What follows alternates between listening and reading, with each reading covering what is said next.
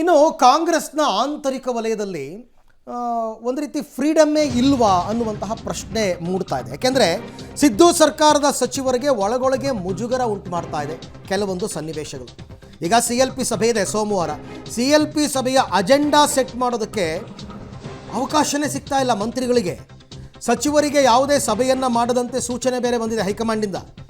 ಸಭೆಗೂ ಮುನ್ನ ಸಚಿವರ ಪರಸ್ಪರ ಭೇಟಿಗೆ ಅವಕಾಶವೂ ಇಲ್ಲ.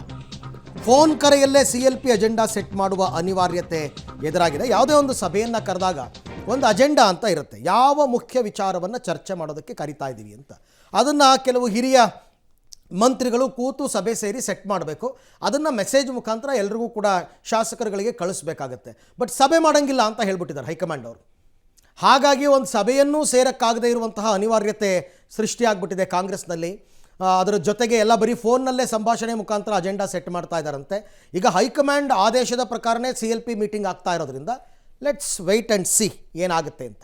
ನಮ್ಮ ಬಗ್ಗೆ ನೀವು ಭಾಳ ಹೆಚ್ಚು ಪ್ರಚಾರ ಕೊಟ್ಟಿದ್ದೀರಿ, ಅವ್ರಿಗೂ ಪ್ರಚಾರ ಕೊಡಿ ಎಲ್ಲ. ಯಾಕೆಂದರೆ ಬರೀ ನಾವು ಊಟ ಮಾಡೋದು ಮಾತ್ರ ನೀವು ಜನಗಳಿಗೆ ಹೇಳಿದ್ರೆ ಆಗೋದಿಲ್ಲ. ಬೇರೆ ಬೇರೆಯವರು ಊಟ ಮಾಡೋದನ್ನೆಲ್ಲ ಹೇಳಿ. ಯಾರು ಹೇಳಿದ್ರು ಹಂಗಂತ ತಪ್ಪು ಅಂತ? ಯಾರೂ ಹೇಳೇ ಇಲ್ಲಪ್ಪ. ತಪ್ಪು ಅಂತ ಯಾರೂ ಹೇಳಲಿಲ್ಲ. ಪೋಸ್ಟ್ಪೋನ್ ನಿಲ್ಲಿಸೋದಕ್ಕೂ ಮುಂದೂಡೋದಕ್ಕೂ ಬೇರೆ ಬೇರೆ ಇದೆ. ನಾವು ಏನು ನಕ್ಸಲೈಟ್ಸ್ಗಳ ಕಾರ್ಯಕ್ರಮ ನಾವೇನು ರೂಪಿಸೋಕೆ ಹೋಗಿಲ್ಲ. ಅದು ಯಾರೋ ಒಬ್ಬರ ವಿರುದ್ಧವಾಗಿ ಅಲ್ಲ ಅಂತಕ್ಕಂಥದ್ದನ್ನು ಯಾರು ಮಾಡಿದ್ದಾರೆ ಅಂತಕ್ಕಂಥದ್ದು ನಾನು ಹೇಳಲಿಕ್ಕೆ ಹೋಗೋದಿಲ್ಲ. ರದ್ದು ಆಗಿಲ್ಲ ಅಂತಕ್ಕಂಥದ್ದು ಮುಂದೂಡಿದ್ದೇವೆ. ಮುಂದಿನ ಒಂದು ಸೂಕ್ತವಾದಂಥ ಸಮಯ ಎಲ್ರಿಗೂ ಕೂಡ ಅನುಕೂಲ ಆಗುವ ರೀತಿಯಲ್ಲಿ ಅದನ್ನು ಮುಂದೆ ಮಾಡ್ತಕ್ಕಂಥದ್ದಕ್ಕೆ ಅವಕಾಶ ಇದೆ. ಅವರು ರದ್ದು ಮಾಡಿದ್ದೀರಿ ಅಂತ ಹೇಳಿಲ್ಲ.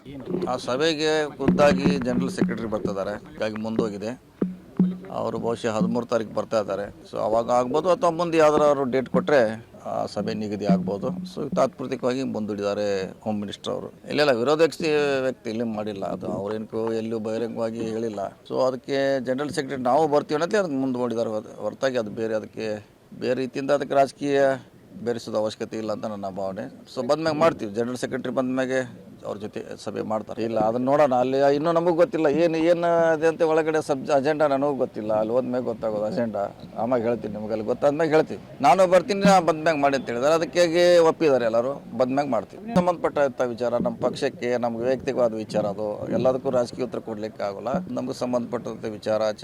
ಈ ಬಗ್ಗೆ ಮತ್ತಷ್ಟು ಮಾಹಿತಿ ನನ್ನ ಕೊಲೀಗ್ ಸುಕೇಶ್ ಅವರಿಂದ ಪಡ್ಕೊಳ್ಳೋಣ. ಸುಕೇಶ್, ಈಗ ಮಂತ್ರಿಗಳು ಶಾಸಕರು ಒಬ್ಬರನ್ನೊಬ್ಬರು ಮೀಟ್ ಮಾಡೋ ಹಾಗಿಲ್ಲ, ಭೇಟಿ ಮಾಡೋ ಹಾಗಿಲ್ಲ, CLP ಸಭೆ ಅಜೆಂಡಾ ಫಿಕ್ಸ್ ಮಾಡುವಂತಿಲ್ಲ ಅಂತಂದರೆ ಹಾಗಾದರೆ ಕಾಂಗ್ರೆಸ್ನಲ್ಲಿ ಇಂಟರ್ನಲ್ ಡೆಮೋಕ್ರಸಿ ಅನ್ನೋದೇ ಹೊರಟೋಯ್ತಾ ಅಂತ ಪ್ರಶ್ನೆ. ಕಾರಣ ಏನು ಅಂತಂದರೆ ಮೊನ್ನೆ ಆದಂಥ ಡಿನ್ನರ್ ಮೀಟಿಂಗ್ನ ಪಾಲಿಟಿಕ್ಸ್ ಏನಿತ್ತು ಆ ವಿಚಾರಕ್ಕೆ ಸಂಬಂಧಪಟ್ಟಂತೆ ಗೊಂದಲ ಆಗಿರೋದ್ರಿಂದ CLP ಸಭೆ ನಡೆಯುವವರೆಗೂ ಆ ರೀತಿ ಸೇರ್ಕೊಳ್ಬೇಡಿ ಎನ್ನುವಂಥ ಸೂಚನೆಯನ್ನು ಕೊಟ್ಟಿದ್ದಾರೆ ಎನ್ನುವಂಥದ್ದು.